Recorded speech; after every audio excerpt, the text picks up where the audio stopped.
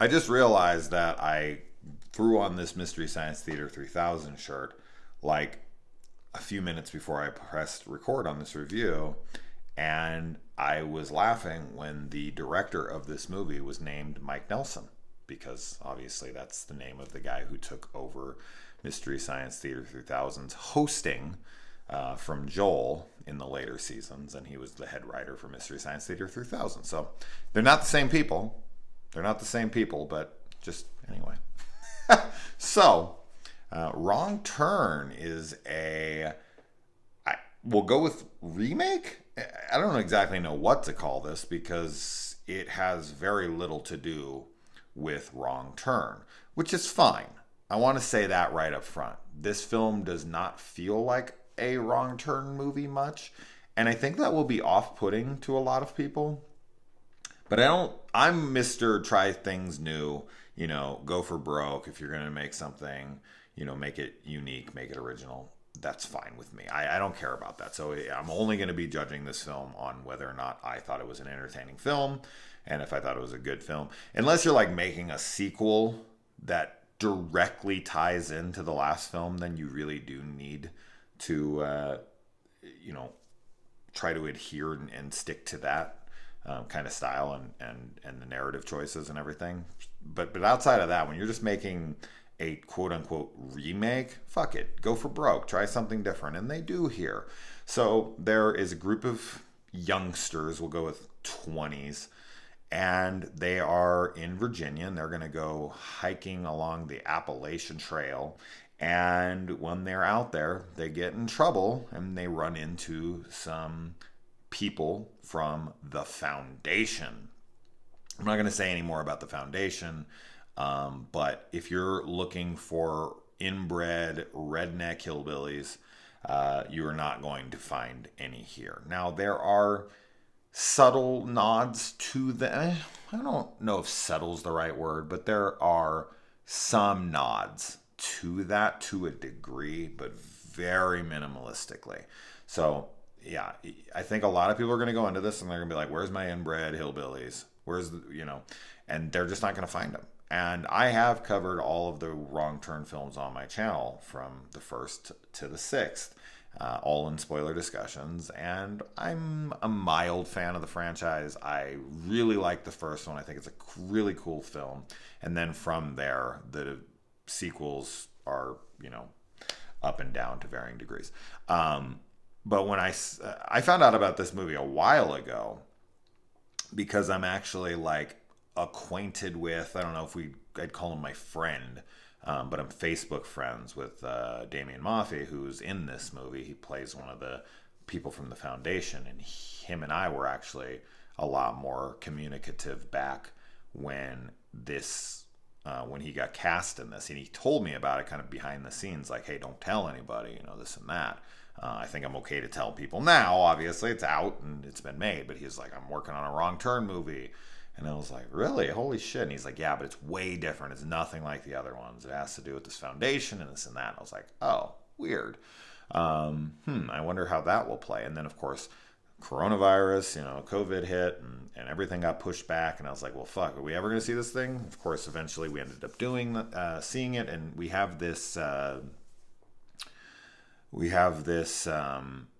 theatrical run that it had for like a night, and now it's coming out on VOD really soon here. I got to catch it, and overall I liked it. And I'll say this, I was kind of unsure where my feelings lied whatever, at the end of this, like towards the last like maybe 10 minutes, right? And then something happened and I was like, oh, cool, I really like that. And then it was like, psych. And I was like, oh, I don't like that at all. And then something, and then the credits roll and I was like, oh, And then something else happened and I was like, ooh, okay. I did like that though. So I was like all over the fucking place with this movie at the end. Because throughout, there is some good gore too, I have to say. Like in places. A lot of after gore, a lot of like aftermath gore, which is like not top tier gore to me. Like I have to see it taking place for it to count. You can't just like, off camera smash someone's head in and then cut back and you see their head smashed in. Like, I want to see the gore happening as it's happening. Like, that's kind of a nitpicky thing for me. Um, but I still like the aftermath gore more than no gore 1,000 times over. So this has some good aftermath gore, and it has some decent, visual in the moment gore as well. I don't know. I don't have fucking names for these things, but yeah. Overall, I dug it. I dug it. I think where a lot of people are going to be turned off to this film is that it's not what they expect it to be. They expect it to be, and rightfully so, the inbred hillbillies, and this is going to be another film in that franchise. We have 6 fucking films in this franchise at this point where you have, three toes or 3 fingers? 3 toes? 3 fingers. Whatever the fuck that guy's name was. He's like in every one of the damn movies. So you're very familiar with those inbred monstrous cannibalistic characters, and in this movie it's much more about, well, I don't want to say what the foundation is, so we'll just leave it at that, but it's nothing like that.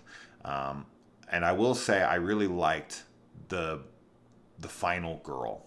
I thought that she was smart and strong and made some choices that few people ever do in these kinds of movies. You think it's going to be like, oh, she's making this choice because this is going to happen. And then, something happens. You're like, oh, wow, okay. No, that's not what's going to happen here. Wow, I can't believe that she did that. Good for her. Fuck, wow. That's not what you expect. So that was good.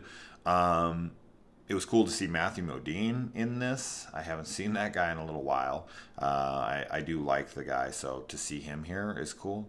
But yeah, when this comes out, as long as it's got a fair price tag on it, yeah, I think you should definitely check it out. But go in with your expectations where they should be, and that is to let the film play out how it wants to. Now, this is set in the woods of Virginia. And they definitely don't take a wrong turn, but it does have that feel to it where they're out in the woods and they run into some unsavory folk in the Virginia woods. So I think it works. It's just not what people will be thinking. So we'll see. I don't know what the general consensus as of now is, but I think it's pretty mixed. And I haven't seen many people super high on it. And I haven't seen people too low on it. It's kind of like, it was whatever. Or, yeah, it was good. And I'm kind of more on it was good. It was good. I enjoyed it. And I'll be looking forward to what you guys think. I'm trying to think of like other qualities of the film that I would typically talk about, like score.